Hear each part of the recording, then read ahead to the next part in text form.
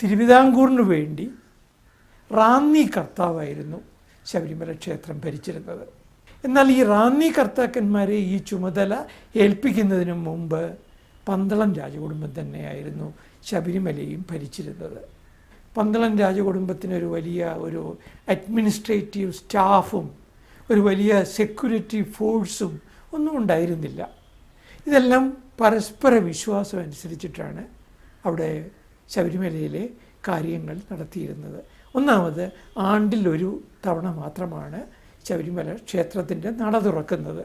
ആ നട തുറക്കുന്നത് ഈ പറയുന്ന മകരവിളക്കിന് തൊട്ട് മുമ്പുള്ള ഒരു 15 ദിവസം അല്ലെങ്കിൽ 10 ദിവസം.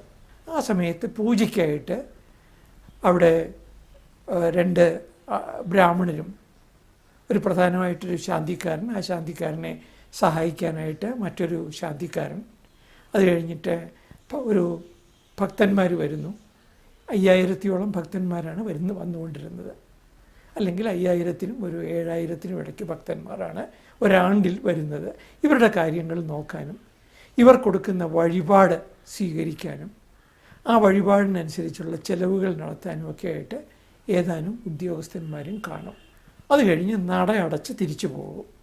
അങ്ങനെ നട അടച്ച് തിരിച്ചു പോയി കഴിഞ്ഞാൽ ശേഷമുള്ള 355 ദിവസവും അല്ലെങ്കിൽ 350 ദിവസവും ശബരിമല ക്ഷേത്രത്തിൻ്റെ സംരക്ഷകരായിട്ടുള്ളത് അവിടുത്തെ ആദിവാസികളായിരുന്നു.